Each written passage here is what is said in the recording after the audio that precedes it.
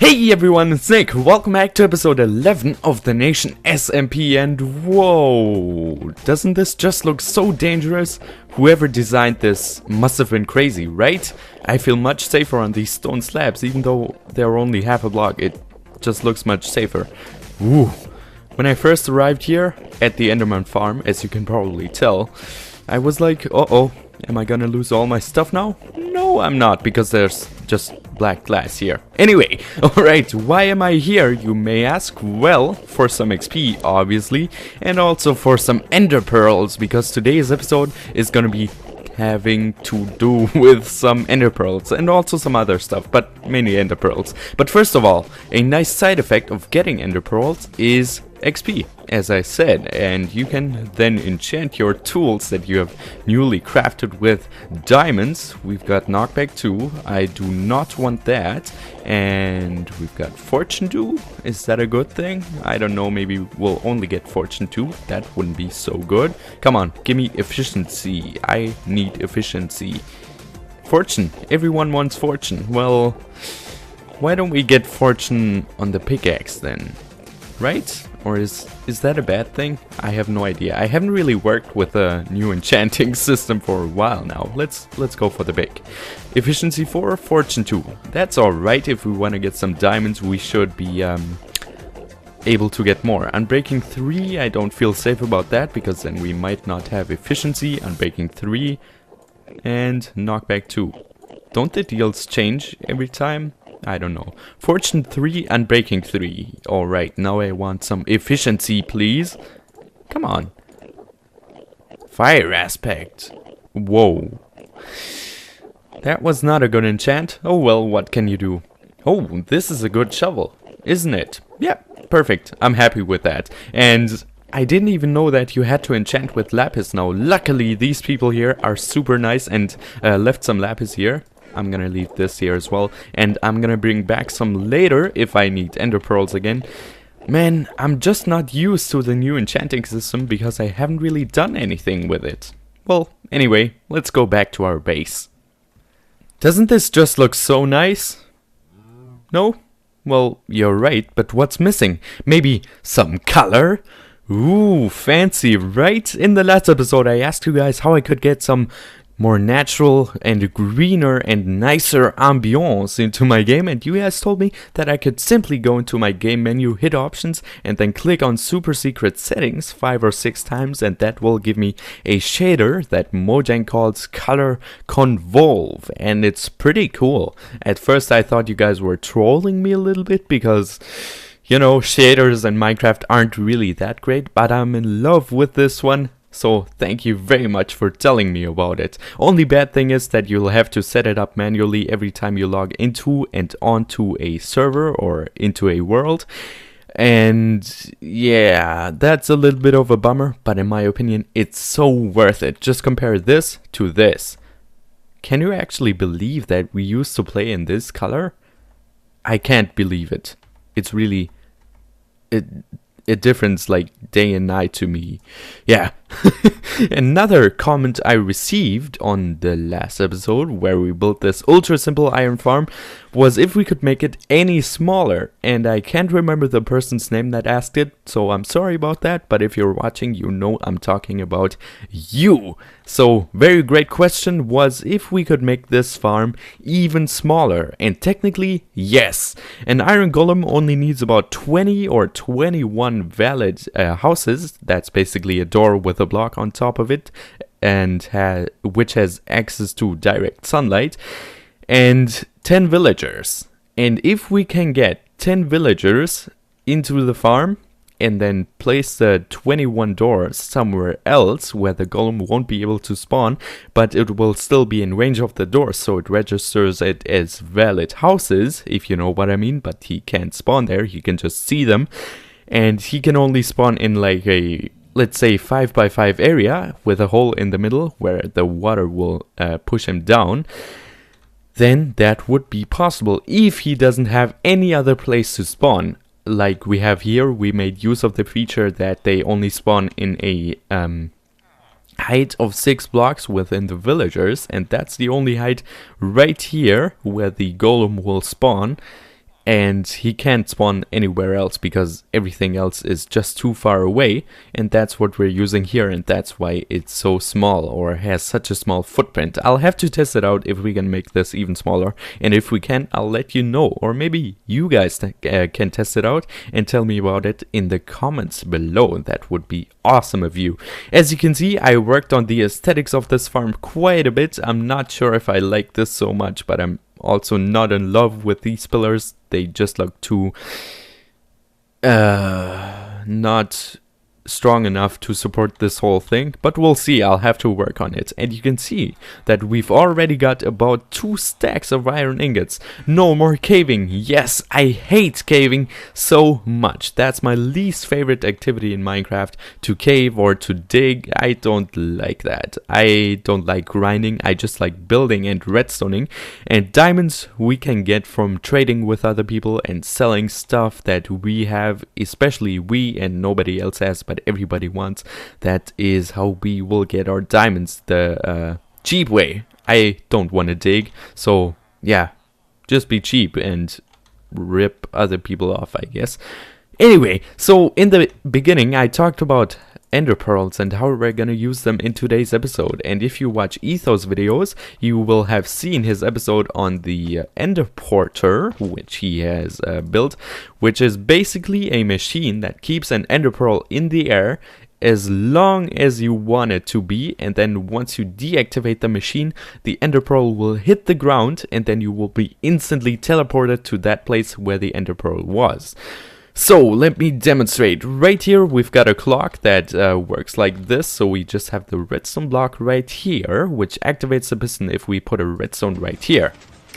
And now you see that when the redstone activates, it will actually push the piston up, but then the piston doesn't have a signal anymore because the redstone source has gone. And so it just does this bouncy thing right here, and we can now demonstrate it with an ender pearl, because when an ender pearl is in the air, it actually works as some sort of entity, and entities are nothing else than minecart, or a player, or an armor stand, and you know, all of these things can bounce on slime blocks, and that's what Etho is using here as well. Let's make a ring around here so the water doesn't flow anywhere. Perfect, nice. I'm liking how this is going. Let's make a little staircase here. So he's using that feature of the ender pearl being able to, you know, just bounce on the slime block as long as he wants. The only problem with it is that the ender pearl cannot bounce on slime blocks that are just sitting around. They have to be moving, and that's why he has to use such a fast clock right here. And I think this is gonna be a problem. Or is it? Yeah, I think it is, because the slime blocks will push it up. Let's try something like that, and we'll see if it works or not. Let's turn it on by placing the redstone right here. Yep, that works, but the water is flowing everywhere and destroys everything. That was not intended. I tell you what, I'm gonna set this up and then I'll be right back. Okay, I've just replaced some of the cobblestone we had here earlier with some furnaces, because they are not being moved by the slime blocks or the pistons, and will make our life that much more easier. So let's turn on the machine right here. We've got the slime blocks moving up and down. That is perfect. And let's throw in the ender pearl into the water stream here. We're using water simply because it makes the ender pearl slower. Ooh, what's going on? Is it raining? Looks like it. That's not nice. And it makes the ender pearl slower and makes it more likely that the ender pearl will hit the slime block while it's moving, and that is a key component of this setup. So now let's take a look at the whole deal with this thing. Why are we doing this? Why are we doing something so crazy? Let's think here. Over there is our base number 2, and we want to go from there to here. And let's imagine that this line was all the way back there, and we flip the lever here, turned on this redstone, and what will happen is that the piston will be powered constantly, so it will stay up, and the slime block will just stay in one solid position. And for the ender pearl to stay in the air, the slime block needs to move, and the logical consequence of this is that the ender pearl will hit the slime block while it's not moving, and thus will teleport us to there. So let's check it out. We flip the lever and bang, we're instantly right here. That is a very cool system. Check out Etho for that or his latest episode. But there's a flaw with this. That's why I'm showing you it. Or that's why I'm showing it to you, might be a better sentence. Every time you log in and out of your world, there's a chance that this does not work anymore because the piston glitches out or the ender pearl just hits the slime block while it is not moving, and that is not a good thing. So I worked out some solutions for this, and one is using 2 pistons and having the ender pearl right in the center of the 2. So let's take a look at this. We have piston number 1 here with slime block number 1 and piston number 2 here with slime block number 2. And both of those do not fire simultaneously, but first this one and then this one. While this one goes down, this one goes up, and we have this the ender pearl right in the middle here. Right there, so it will be hit by both blocks, by this one and by this one, once they go up. So there's no chance for the ender pearl to hit the slime block when it's not moving, because slime blocks are always moving, either this one or this one. So let me show you the full version when it's built up right here in just a moment. So this is what we've got right now. Looks a little more complicated than the contraption we had before, but it's actually pretty simple once you get the hang of it. So let's take a look. Right here we've got the 2 pistons. This one is down when this one is up, and vice versa. So we always have 1 piston moving to support the ender pearl in the air, and the rest of the machine is basically just for stopping it. As you can see right here, this wire is coming in from all the way back there. It goes into this repeater, which will turn on, or well, not turn on, but the power from the repeater will flow through that block and activate this redstone dust, which is right here, which will then activate the piston, which will push this block away from the torch right here, so the power from it cannot go through it anymore, and thus this piston will retract and will let the power from this torch go through the block, which will then be here, and into the piston, which will then make it stay in one solid pushed out position, which will lead to the ender pearl just falling into the slime block and then yeah, teleporting us to that location. So right here I've built that next to the mountain on purpose, because then we can somewhat encase it when it's all done and nice and dandy and working. And also we can just climb up here, because we need to load up our ender pearls not from downstairs but from upstairs right here. And I've got some fences, some cobblestone walls, and a chest here, which seem pretty random, but they're all here for a usefulness or something like that. So we've got the fences right here to hold the water in place. We don't want it to flood our entire redstone, right? The walls right here are for aligning me perfectly at the corner of this block, and we're using a chest because, as you can see, it's not 1 by 1 quote-unquote meters in Minecraft tall, but it's actually a little bit smaller, and that gives us the chance to throw our ender pearl right into this corner here, and then it will be balanced in between the 2 slime blocks perfectly. So now you can see it's right here on the corner of these 2, and now let's test it out. Alright, so if we go over here, all the way back there, I've already dug a small tunnel here for the redstone, and if everything works out properly, I'm going to cover it up with some more dirt, obviously, so we don't see it all the time, and it looks a little bit cleaner and nicer. I didn't want the redstone just to be can't talk, man, sorry, overground, but I wanted it underground. So right here I've got buttons somewhere. There was one right there, but let's see if there's another one back here. See, now we'll hit this button. Let's see what happens. Okay, we see the redstone activating, but not much more is happening. By now we should have been teleported. Let's hit it one more time and see if it works now. Maybe that was just a timing issue, but doesn't look like we're gonna be teleported. So what's the reason for that? If we hit this button, we should be teleported though. Let's hit this one. Come on. Yep, here we are. Cool. Oh, this might have been my death. I gotta be careful around here, make this thing a little bit safer. So, why does this stuff happen? Why can I use this machine when I'm a little bit closer, but not when I'm further away? That has to do with chunk loading and how chunks work.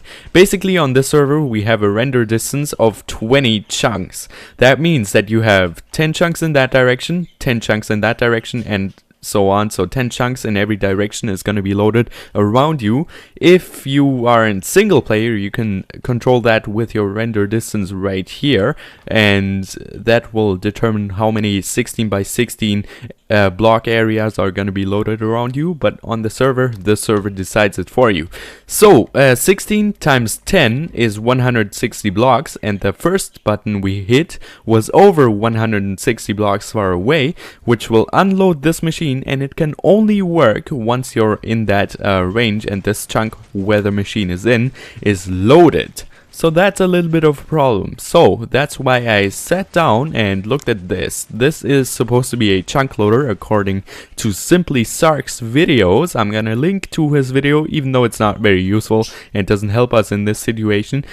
So you can check it out in the description below. But they don't work. Chunk loaders are not working as I'm using them anyway. Maybe they will work if I connect this to spawn chunks. So here's the thing.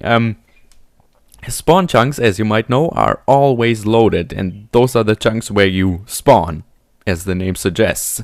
And if you connect hoppers on the chunk borders, if we go into the F3 menu, you can see right here the chunk says 0 right there, and if we go here you can see 15. So that's the border of a chunk. Here's the one and here's the other one, and you can load them according to Simply Sark by just facing hoppers into each other and then have an item going into the other hopper there.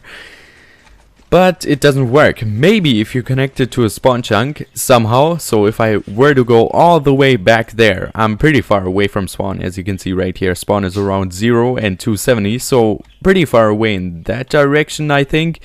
And were to connect every single chunk border with the other chunk border, this might work. But for now, I don't know what we could do. Only thing we could do, really, if we don't get to load the chunks, is we'll have to place one of these machines every 160 blocks, and that is not very efficient, is it? Because then we would have to use like 5 ender pearls or something to get to the location where we want to go.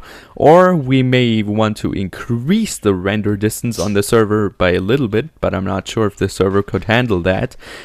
Or maybe you guys know of any solution to load chunks that are not adjacent to you. Like if you're far away, how can you load chunks like right back there where the ender portal is? Right now it's loaded, as you can see it's still there, but if we go back it's gonna disappear in just a moment. Well, if we're walking closer to it, obviously not, because we're loading it again, but you get what I mean, hopefully. So if you know of any chunk loaders, please let me know in the comments down below. That would help me out a bunch. But basically this machine is working pretty well for now. You could see that it works with the hit of a button. We're teleported here, so everything with that is cool. The ender pearl shouldn't lag out or hit the slime block on accident, because we've got slime blocks moving all the time. That is good.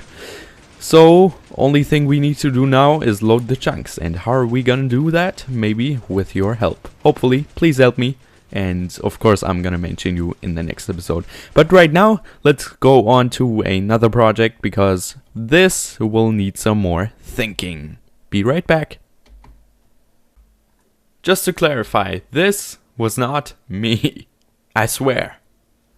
This right here is Melissa's or Bricks on the Loose's jungle base. Looks pretty cool because we've got an RV there. This is probably her town hall, and she's got all these small houses around here, and I'm loving the village feel to this. You know, you can just walk around everything. The houses look pretty nice from the inside. This nice bookshelf especially, and some cows here. Everything is really quite cool, and a cool thing that you can climb up to get on top of the tree. Let's take a look. She's got the wall to 1,000 almost done. Wait, did she get 1,000 subscribers? I have no idea. Did I? Ooh, did she? She did! She did reach 1,000 subscribers. Why didn't I hear of this? Congrats, Mel. I'll have to congratulate her right now, like after I'm done recording this. So, this is my shop that we built in episode 9, I believe. There's gonna be a link to that video in the description as well. And if we walk over this pressure plate, you can see that there's some redstone dust sparkling through. You will also hear sound because we've got a nice doorbell there. And you know me, I love redstone, so I want to make this shop sort of redstone heavy. This right here is a nice doorbell, basically just for some ambiance. And right here is the cash register where you just put some stuff in. I think I've set it up to get iron or take iron and then give you something in response. Let's take those. They are valuable to me. And now I want to make an elevator. But not just a slime block elevator, that would be too easy, just having a piston and then a slime block on top and then you walk onto a pressure plate and it pushes you up. No, that's too mainstream for me. I want to have an actual elevator right here. So what we're going to use for that is known as a double piston extender, and the most simple version of this is this, and we need to have another block there. So now you see, let's not put the lever there so we can actually trigger it. I'm gonna put it somewhere around here. Yeah, let's put it right there. Okay, so now you can see the piston right here is at ground level, and we used some oak wood for this so it matches some sort of color with the piston right here. It kind of matches, it's pretty cool. And then we flip this lever and we're transported up 2 blocks because the piston is being pushed out by the other piston down here, and then this block is powered as well, so it pushes up this piston, and then once we flip the lever again, the pistons will both retract. So that's a pretty nice elevator in my opinion. I'm pretty surprised that nobody else uses this. Or maybe they do, but I've never seen it done like this before, because it's pretty cool in my opinion. If you make shops, do use something like that. Now, I don't want to make it encased like this. Maybe we're gonna take this out one more level, and I also took out the back door which we had here earlier, or since the last episode, because you know, you don't want to have a back door right next to an entrance. That would not look too fancy, and we want to keep it nice and dandy and fancy. And speaking of fancy, I have designed some t-shirts. Yes, I sure did, and I've already ordered some for myself, and I'm gonna check out the quality of them. I've got a US store, a UK store, and a Europe store, or European Union. But if you're in some other country and still want to get some t-shirts, you can buy from the nearest shop that's closest to you, so shipping is not gonna be that expensive. But more info on that in another video.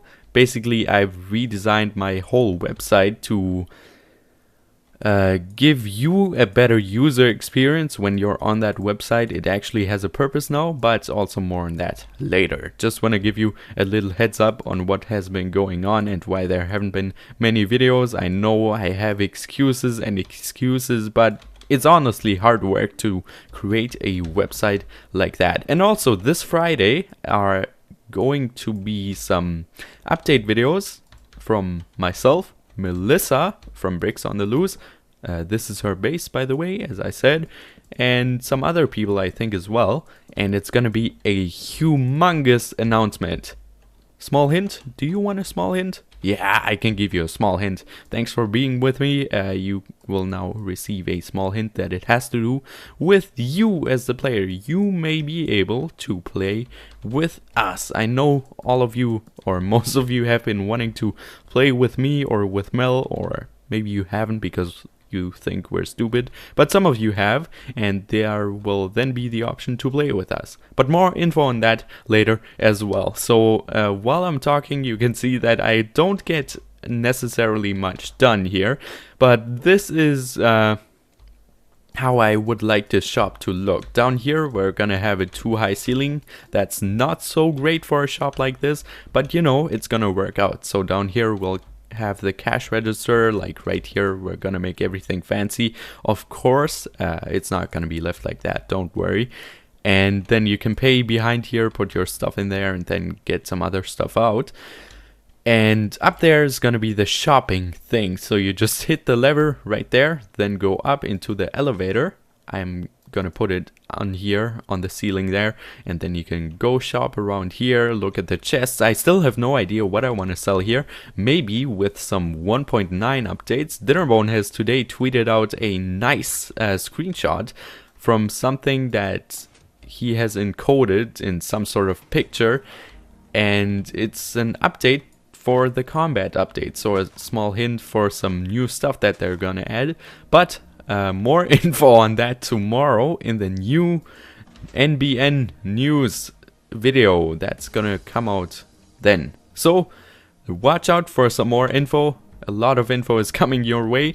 If you want to help me out, you can of course give me some suggestions for chunk loaders or anything else. Basically, just comment away what you think of this episode, what you would build, what you would improve, or what you hate, and then we'll see us in the next one. Thank you so much for watching this, and thanks for liking. Obviously, if you want to see more, check out my channel at youtube.com/NiclasBlocko and subscribe. Goodbye and see you then.